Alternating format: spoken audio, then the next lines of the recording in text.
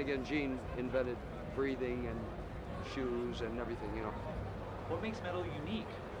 What makes the fans and the culture of metal unique, do you think?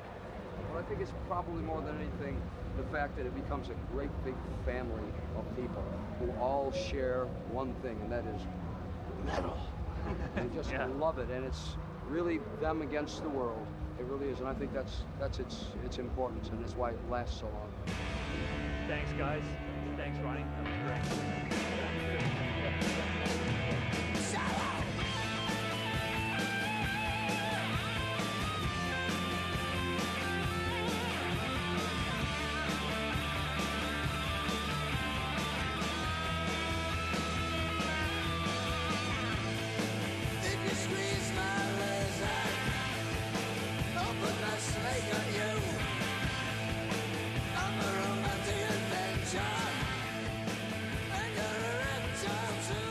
It's clear from my experience here that heavy metal shares something with all cultures, a sense of belonging to a way of life. And now that I've explored the roots of metal and what it means to its fans, it's time to turn my attention to why metal has provoked such strong negative reactions in people. Why has heavy metal been consistently stereotyped, dismissed, and condemned?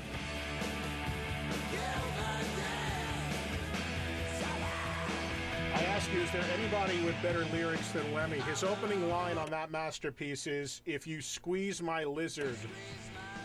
How can you not love Lemmy? We have Sam Dunn in the studio with us. Sam has been traveling around the world making a documentary on heavy metal. Welcome to New York, Sam. We hear you're just back from the Wacken Festival in Germany. That must have been a blast. I always wanted to check that out myself. Real quick, is there anybody that completely... your favorite interview so far? That's hard to choose, but I have to say probably, given my long history as a fan of the music, Bruce Dickinson of Iron Maiden. We got to interview him right on the stage of the Hammersmith Odeon. Wow. With the balcony in the background, and it was totally amazing. And we hear you're going to interview Dee Snider tomorrow. Dee's always a blast to talk to and always outspoken. Make sure you say hello for me.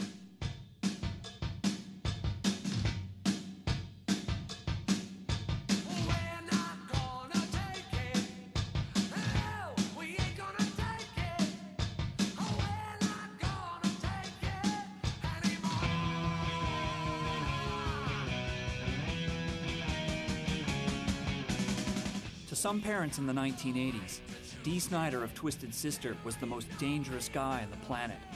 This was when metal met its first organized attack. Twisted Sister and 8 other metal bands were placed on a list called the Filthy 15 because their music was deemed offensive by the Parents Music Resource Center. Dee Snider was summoned to testify before the U.S. Congress to defend his music and his livelihood.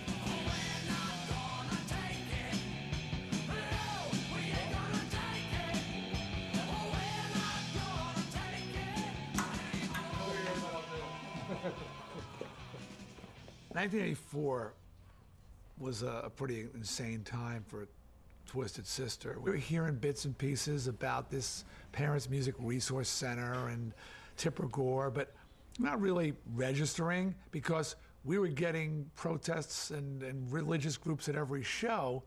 So just another parent group that, you know, was putting Twisted Sister on a list of targets. We have always talked about the positive aspects of the music industry, but of course the highlight has been on the excesses that have been allowed to develop as we have tried to focus our concern on those excesses. Somebody approached our office that they want, the Senate committee is having a hearing on censorship with the PMRC and wanted to know if I would come and speak.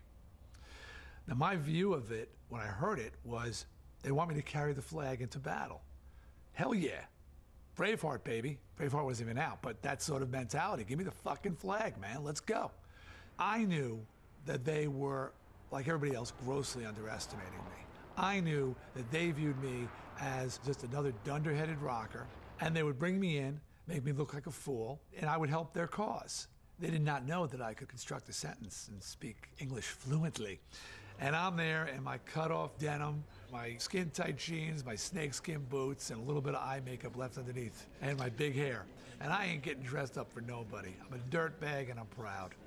And I'm playing these people like, mentally I'm setting these guys up for the kill. I have got my speech in my back pocket, which I have worked on for a few weeks and honed and refined till it's a frickin' nuclear weapon. Folded up like a gazillion times, like a bad kid bringing his homework to school. When I open it up and I'm flattening it out on the table, really deliberate, and they're going, oh man, this is a lamb being brought to the slaughter. And I start reading. Since I seem to be the only person addressing this committee today who has been a direct target of accusations from the presumably responsible PMRC, I would like to use this occasion to speak on a more personal note and show just how unfair the whole concept of lyrical interpretation and judgment can be, and how many times this can amount to little more than character assassination. And I am just tearing apart everything that they've accused me of, disproving beyond a shadow of a doubt that everything they've accused me of has been wrong, false, and they are scrambling. They were saying that Under the Blade was about sadomasochism and bondage. It was about my guitar player's throat operation. It's not really a wild leap of the imagination to jump to the conclusion that that's about something other than surgery or hospitals, neither of which are mentioned in the song. No, it's not a wild jump, and I think what I said in one part was that songs allow a person to put their own imagination, experiences, and dreams into the lyrics. People can interpret it many ways. Ms. Gore was looking for sadomasochism and bondage, and she found it. Someone looking for surgical references would have found it as well. Yeah.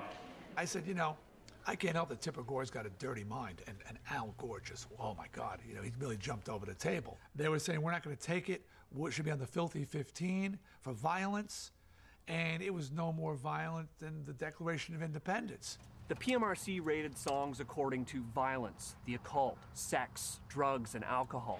And although Dee Snider talked about throat operations and standing up for your rights, most metal songs deal with much more provocative themes. Themes like hedonism, religion, death, and sexuality.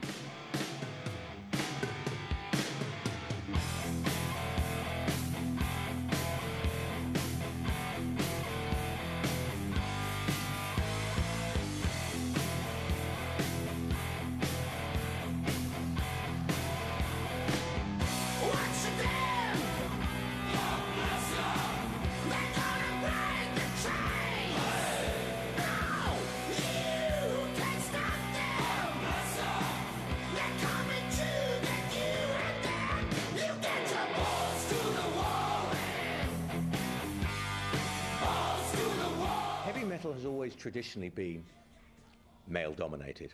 Fact. It was a boys' club in the way that the music was very aggressive and wasn't particularly sympathetic towards getting a female audience. It wasn't excluding them deliberately, but it's the way it went. It's very strong music sonically, and you're supposed to be strong. You don't look terribly strong, but on the tour buses, the guys are working out with weights before they go on stage to get their muscles. So strength is one of the elements, but also using tools very effectively is another part of that working class masculine ethos. Because so much of metal came out of a musician's attitude. Young men that wanted to play blistering solos, that wanted to play real fast. This kind of urge of teenage angst combined with a desire to be a good player was what represented a lot of our early audience. And for some reason, that seemed to be mostly young guys. All of the anxieties that you get, as a young man about gender, for a while at least, those are gone. It's not an issue of how to deal with the relationship between men and women. There just aren't any. So you get this sort of heroic male-only world where men band together and do the job. And, that's a way of thinking about gender by not thinking about gender. If you want to call it sexist, you could, but you'd be missing something. Masculine in Western culture means freedom. And women are always trying to tie them down and domesticate them. So that's part of the